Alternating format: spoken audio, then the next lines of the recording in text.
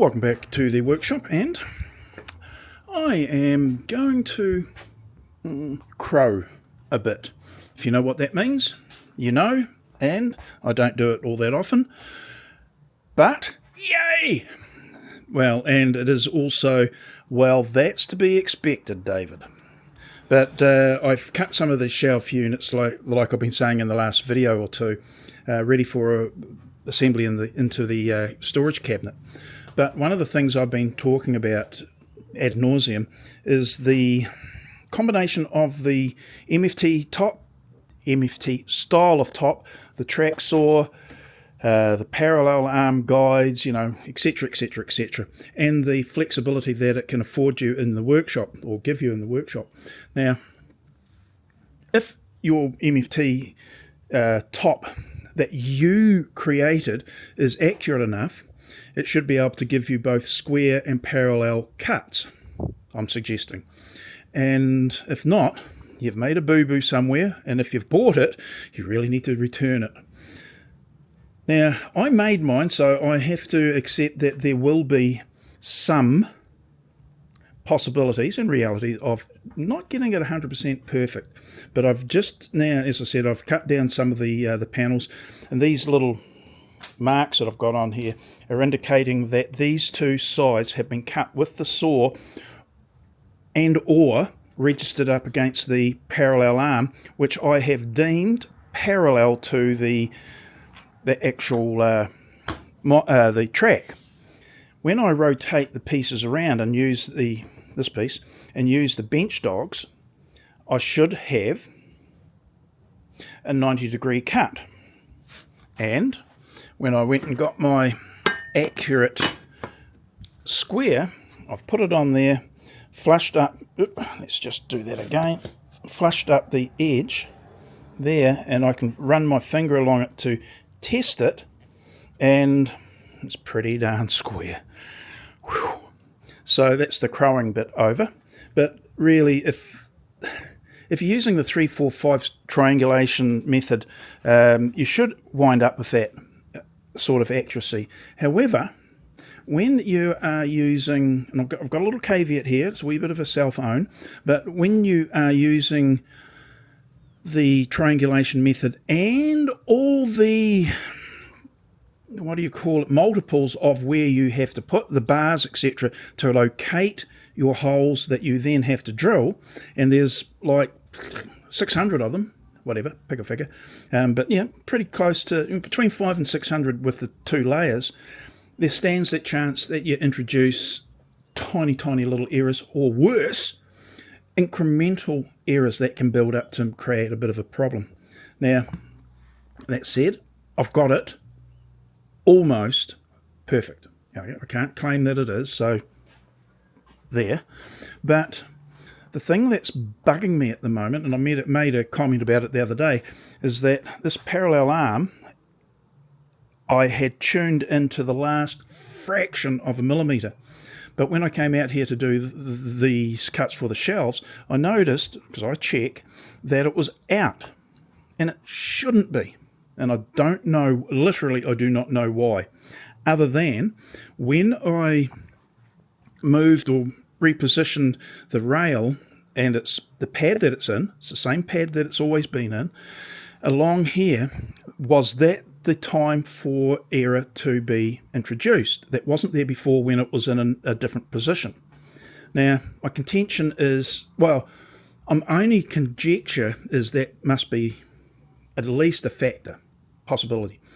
But when I do what I've just done, and I've done, made the square cut, I'm saying to myself, well, it can't be that has had something alter, because I'm getting those supporting or reinforcing views, separate views. If that's square, then these holes and everything must be in registration with each other. So what's the variable? Well, it's got to be this. Now, we're only talking about a small amount, and like all tools, you do need to check for their accuracies. Generally, you have to. But once they're set, there should be, like You don't have to worry about it. And that's the problem I've got. And I'm not making it up. I just don't know where the variability is that required me to adjust this at all. Over the length of this, which is between the points of fixings, let's just check that. Oh, that's about 500. I had to move it by about 1.5 to 2 mil. About 2 mil. Was it that much? Maybe not that. No, it probably wasn't that much. But it was multiple thicknesses of this material here.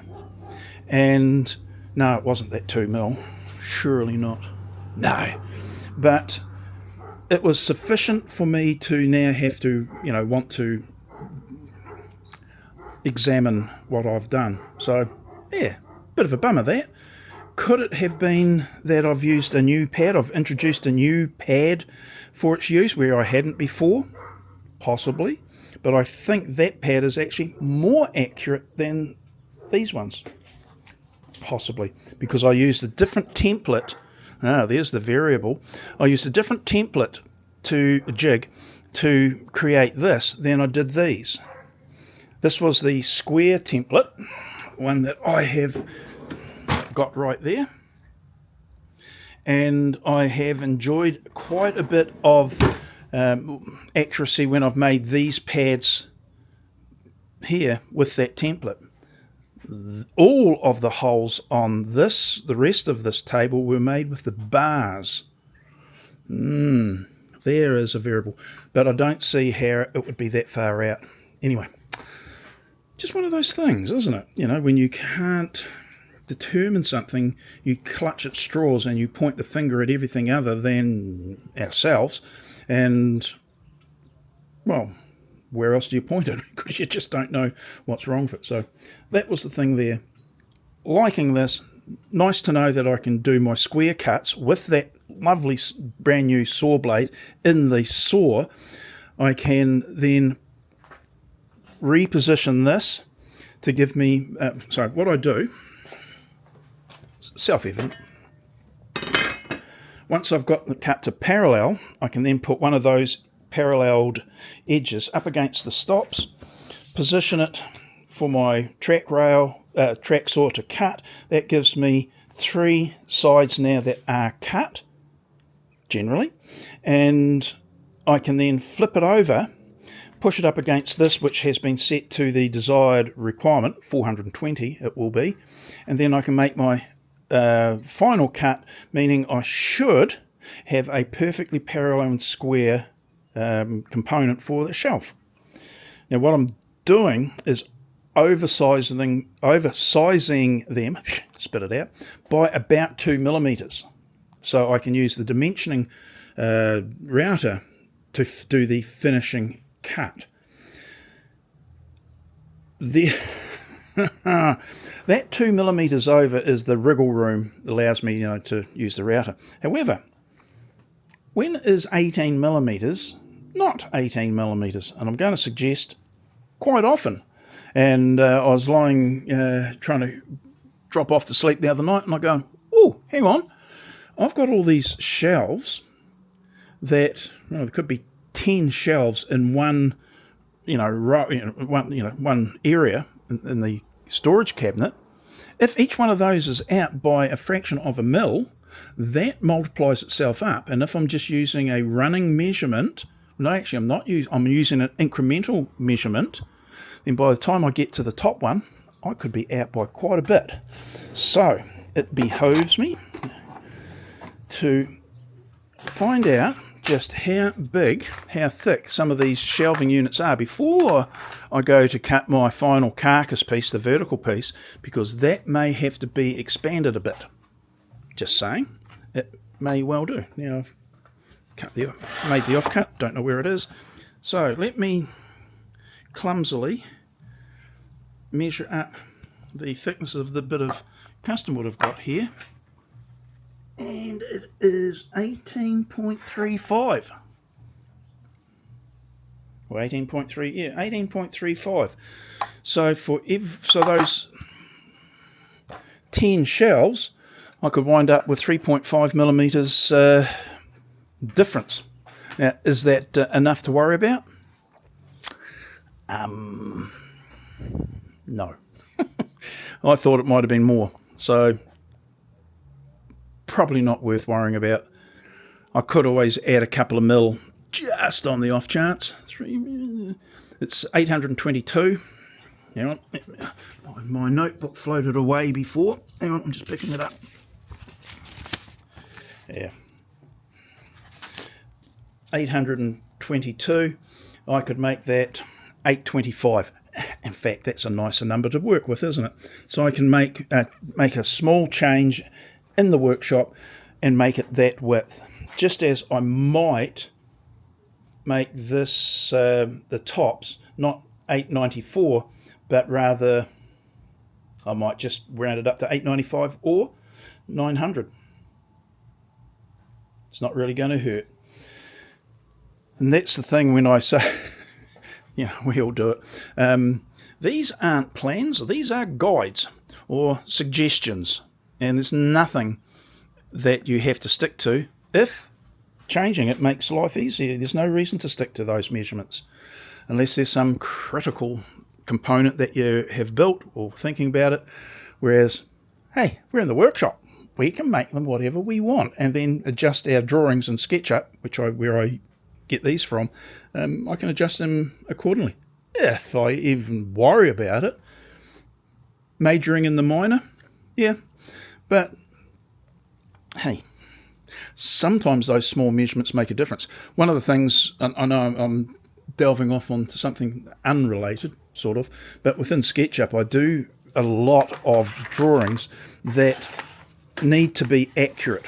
Now, if they're not, and there is no real world practical way of being affected by it, you just ignore it. However, in a drawing program, if you tell something to be X millimeters long, whatever measurement you want, then it darn well should be. And I caught an error of, now wait for it, hope you're sitting down, 1/1000th of a millimeter, 1 micron. And you think, oh, Dave, you've lost it, mate. And I go, well, harsh, but true. That sort of thing, I can't even measure that in the workshop. Not really. With that, yeah, I can, but not really. And my point was in the video I did was that's not the point. If I make because all the other points were exactly right, 4,500 millimeters or 4.5 meters, but one had an extra thousandth of a millimeter, and you go, mate, come on. But if I tell the machine, the drawing program, to do something, bloody well do it. Because if it doesn't, at some point, that sort of, oh, she'll be right, mate, sort of attitude, which is prevalent in a few countries, mainly Australia and New Zealand, it's one of our sayings, well, sometimes, no, it won't be right. And it'll catch you, and it will follow you. And that is the following thing that causes the problem. In fact, I did a video, and this is a critical one. Be very careful if you're using, in this case, SketchUp, but I'm assuming that could be the same in other programs, it'd have to be, that when you manipulate items to suit your project, be very careful about how much you use scaling, because sometimes it scales it as a percentage and increase can create odd incremental measurements, and that does trip you up when you go to try and manipulate it, thinking that it is of a particular size. Anyway, yes, I know I delved off, but it's one of those hobby horses I have. If it's supposed to be something, it should be. The inbuilt ability for me or anyone else to achieve it, that's your tolerance. But you shouldn't start with a tolerance and add to your, the output, your inability. I know. Now your ears are bleeding. Oh, well. Can't do much about that. Right, anyway, I'm off. Happy with that. We'll do some more, and I will get back to you in another video. Radio. See you later now. Bye.